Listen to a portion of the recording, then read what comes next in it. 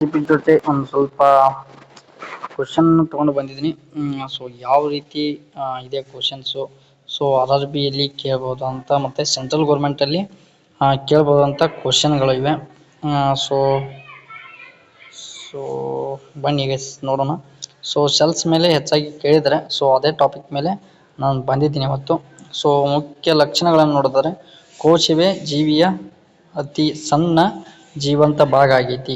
So ಕೋಶ ಏನಾಗೈತಿ, ಜೀವಿಯ ಅತಿ ಸಣ್ಣ ಜೀವಂತ ಭಾಗ ಆಗೈತಿ ಅಂತ ಸೊ ಇಲ್ಲಿ ನಾವು ಹೇಳ್ಬೋದು. ಇದು ವೃದ್ಧಿ, ಶ್ವಾಸಕ್ರಿಯೆ, ಆಹಾರ ತಯಾರಿಕೆ, ವಿಸರ್ಜನೆ ಮುಂತಾದ ಕಾರ್ಯಗಳನ್ನು ಮಾಡುತ್ತದೆ. ಒಂದು ಕೋಶ ಏನು ಮಾಡ್ತೈತಿ, ವೃದ್ಧಿ ಮಾಡ್ತೈತಿ, ಶ್ವಾಸಕ್ರಿಯೆ ಮಾಡ್ತೈತಿ ಮತ್ತು ಆಹಾರ ತಯಾರಿಕೆ ಮಾಡ್ತೈತಿ, ವಿಸರ್ಜನೆ ಸೊ ಮುಂತಾದ ಕಾರ್ಯಗಳನ್ನು ಇದು ಒಂದು ಸೆಲ್ ಅಥವಾ ಒಂದು ಕೋಶ ಇದೆಲ್ಲ ಮಾಡುತ್ತದೆ.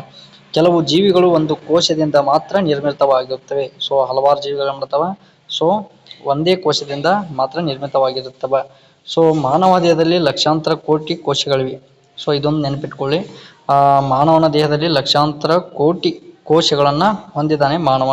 ಉದಾಹರಣೆ ಬ್ಯಾಕ್ಟೀರಿಯಾ ಒಂದು ಕೋಶದ ಜೀವಿ, ಮಾನವ ಅನೇಕ ಕೋಶಗಳ ಜೀವಿ. ಬ್ಯಾಕ್ಟೀರಿಯಾ ಏನು, ಒಂದು ಕೋಶದ ಜೀವಿ. ಬ್ಯಾಕ್ಟೀರಿಯಾ ಏನೈತಲ್ಲ, ಸೊ ಇದು ಒಂದು ಕೋಶದ ಜೀವಿ ಮತ್ತು ಮಾನವ ಅನೇಕ ಕೋಶಗಳ ಜೀವಿ ಆಗಿದ್ದಾನೆ. ಕೋಶವನ್ನು ಮೊದಲಾಗಿ ಕಂಡು ಹಿಡಿದ ವಿಜ್ಞಾನಿಯನ್ನು ನೋಡೋದಾದರೆ ರಾಬರ್ಟ್ ಹುಕ್ ಅವರು ಕೋಶವನ್ನು ಮೊದಲಾಗಿ ಕಂಡು ಹಿಡಿದ ವಿಜ್ಞಾನಿ. ಸ್ವಲ್ಪ ಡಿಸ್ಟರ್ಬೆನ್ಸ್ ಇದೆ, ಸೊ ಅಡ್ಜಸ್ಟ್ ಮಾಡ್ಕೊಳ್ಳಿ. ಸೊ ನೆಕ್ಸ್ಟ್ ನಾವು 50ರಿಂದ 100 ಪ್ರಶ್ನೆಗಳನ್ನು ನೋಡೋಣ. ಸೊ ಕೋಶ ಅಂದರೆ ಏನು ಅಂತ ನೋಡೋದಾದರೆ ಜೀವಿಯ ದೇಹದ ಅತಿ ಸಣ್ಣ ಜೀವ ಘಟಕ. ಜೀವಿಯ ದೇಹದ ಅತಿ ಸಣ್ಣ ಜೀವ ಘಟಕವನ್ನು ಏನಂತೀವಿ, ಕೋಶ ಅಂತೀವಿ. ಕೋಶವನ್ನು ಮೊದಲು ಕಂಡುಹಿಡಿದ ವಿಜ್ಞಾನಿ ಆಗಲೇ ನೋಡಿದ್ವಿ, ರಾಬರ್ಟ್ ಹುಕ್.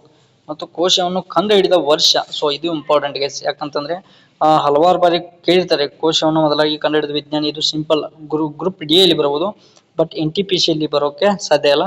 ಸೊ ಯಾವ ರೀತಿ ಬರ್ಬೋದು ಅಂದ್ರೆ NTPC ಅಲ್ಲಿ ಕೋಶವನ್ನು ಕಂಡುಹಿಡಿದ ವರ್ಷ ಯಾವುದು ಅಂತ ಕೇಳಬಹುದು, 1665. ಓಕೆನಾ. ನೆಕ್ಸ್ಟು ಜೀವಿಯ ರಚನೆ ಮತ್ತು ಕ್ರಿಯೆಗಳ ಮೂಲ ಘಟಕ ಯಾವುದು ಅಂತ ಕೇಳಿದರೆ ಕೋಶ. ಜೀವಿಯ ರಚನೆ ಮತ್ತು ಕ್ರಿಯೆಗಳ ಮೂಲ ಘಟಕ ಯಾವುದು ಅಂತಂದರೆ ಕೋಶ. ಕೋಶದ ಶಕ್ತಿಗ್ರಹ ಯಾವುದು ಅಂತಂದರೆ ಮೈಟೋಕಾಂಡ್ರಿಯಾ.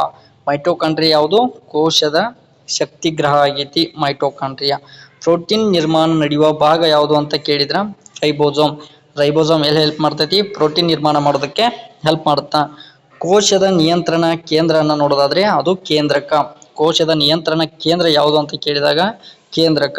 ಸೊ ಮತ್ತೆ ಕೇಂದ್ರದ ಕಾರ್ಯ ಏನು ಅಂತ ಕೇಳಿದಾಗ ಕೋಶದ ನಿಯಂತ್ರಣ ಕೇಂದ್ರ ಮಾಡುತ್ತದೆ ಅಂತ ಹೇಳ್ಬೋದು. ಕೋಶದ ಒಳಗಿನ ದ್ರವ ಪದಾರ್ಥ ಯಾವುದು ಅಂತ ಕೇಳಿದ್ರೆ ಸೈಟೋಪ್ಲಾಸ್ಮಾ. ನೆಕ್ಸ್ಟು ಸಸ್ಯ ಕೋಶದಲ್ಲಿ ಮಾತ್ರ ಇರುವ ಭಾಗ ಯಾವುದು, ಕೋಶಗೋಡೆ.